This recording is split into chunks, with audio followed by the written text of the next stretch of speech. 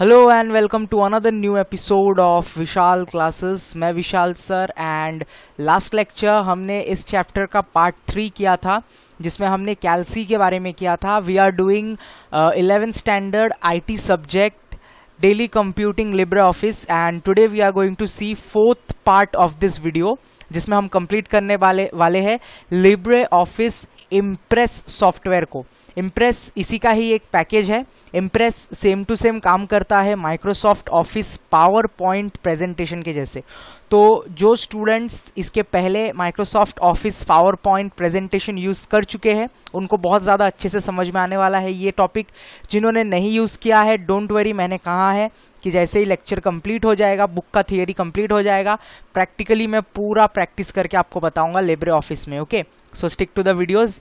Libre Office Impress एक ऐसा application है जो इसी के साथ पैकेज में आता है। इसको यूज़ करके पावर पॉइंट प्रेजेंटेशंस बनाए जाते हैं एंड इसको आप डिस्प्ले कर सकते हो प्रोजेक्टर्स कनेक्ट करके। आपने लैपटॉप में प्रेजेंटेशन बनाया, you can connect that laptop to a projector and you can showcase the whole presentation to the client. Advertising agency, media agencies इसका बहुत ज़्यादा यूज़ करती है किसी भी प्रोडक्ट या सर्विस को शोकेस करने के लिए। ओके, प्रेजेंटेशन बनाने के लिए हमें स्लाइड्स प्रिपेयर करना पड़ता है। प्रेजेंटेशन में इंडिविजुअली एक एक स्लाइड्स होते हैं। जैसे राइटर में पेज होता है और कैल्सी में स्प्रेडशीट यानी कि सेल्स होते हैं, उसी तरीके से इम्प्रेस में स्लाइड होता है। हम स्लाइड को अपने हिसाब से जो भी चीज़ है स्लाइड में डालेंगे, उसके हिसाब से हमको वो मैटर्स जब हम प्रेजेंट करेंगे, हमने स्लाइड में जो स्लाइड के अंदर जो भी मैटर डाला है वो हमको प्रेजेंटेशन में नजर आएगा। Okay, now the best part about the presentation is impress में हम अलग अलग तरह के मोशंस डाल सकते हैं, एनिमेशंस डाल सकते हैं, साउंड्स डाल सकते हैं, इफेक्ट ऐड किया जा सकता है। तो स्लाइड में हम बहुत सारी चीज़ें कर सकते हैं। ओके, कंट्रोल एन दबाओगे तो आपके सामने एक नया स्लाइड ओपन हो जाएगा। ठीक है, स्लाइड किस तरीके का चाहिए आपको, खाली स्लाइड चाहिए क्या, स्लाइड में कुछ मैटर चाहिए पहले से, ये सारा सब कुछ आप सिलेक्ट कर सकते हो। स्लाइड का बैकग्राउंड आप चेक कर सकते हो। स्लाइड का बैकग्राउंड कलर, आप बैकग्राउंड में कोई कलर यूज़ कर सकते हो, ग्रेडियंट यूज़ कर सकते हो। ग्रेडियंट का मतलब 3-4 कलर का मिक्सचर एक साथ, या फिर आप स्लाइड के बैकग्राउंड में इमेज यूज़ कर सकते हो। ठीक है, उसका भी स्टेप्स यहाँ पर दिया गया है।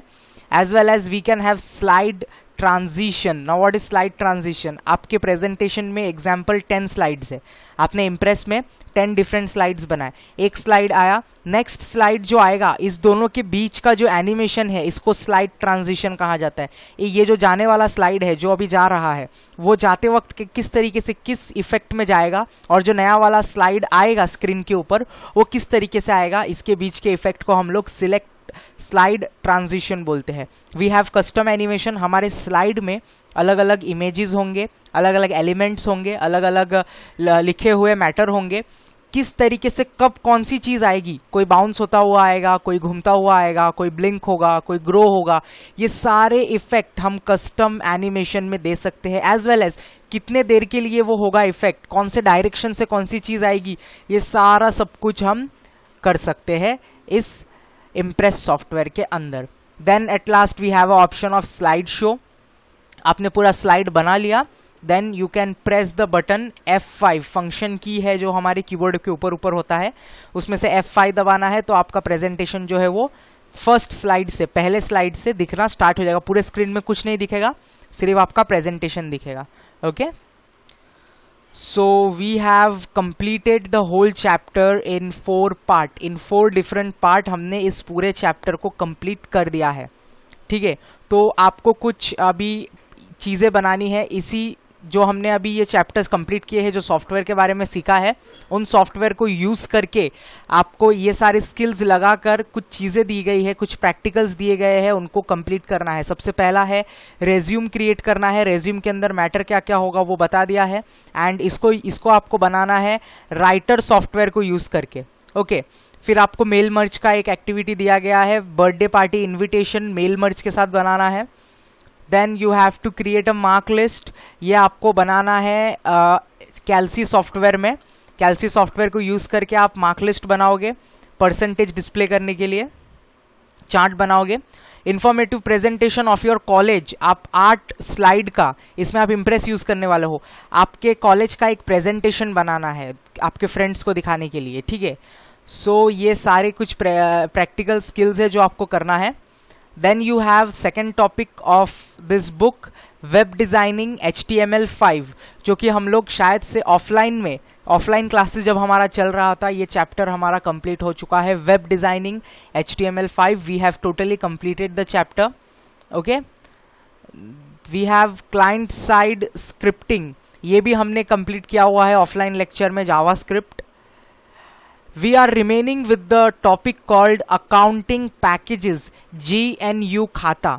तो हमारा जो नेक्स्ट लेक्चर आएगा, जो नया फ्रेश लेक्चर आएगा आईटी का, उसमें हम इस चैप्टर से स्टार्ट करने वाले हैं। This chapter will be basically about accounting, जो हम बीके में कर रहे हैं। 11th स्टैंडर्ड को बीके में जो टॉपिक्स है, सेम वही सारी चीज़ें, जैसे हम एंट्रीज पास करते हैं, कौन सा डेबिट होता है, कौन सा क्रेडिट होता है, हमें प्रॉफिट एंड लॉस शीट बनाना पड़ता है। सारे एंट्रीज को पास करने के बाद वो नॉमिनल है या रियल है या पर्सनल है, ये सारी जो कैटेगराइजेशन होती है ये हम बुक में करते हैं अभी तक।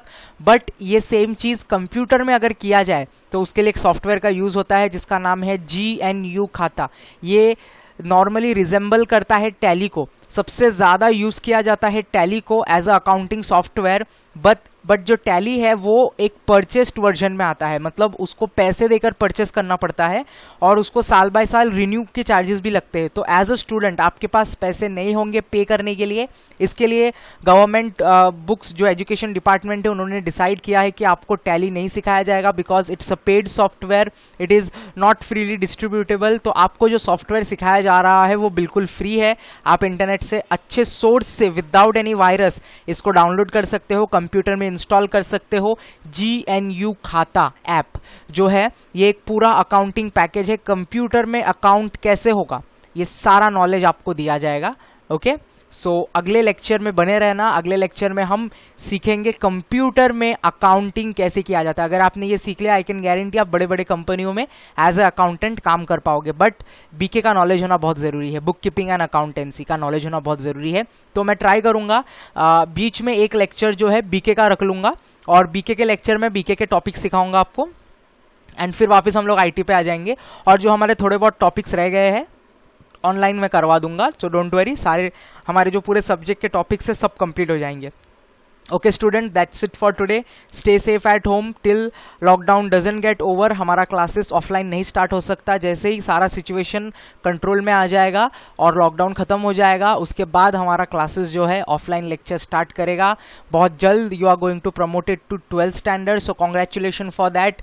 थोड़े दिन के बाद हम 12th स्टैंडर्ड के लेक्चर्स भी स्टार्ट करने वाले हैं। ओके स्टूडेंट्स, मिलेंगे अगले एपिसोड में। Thank you.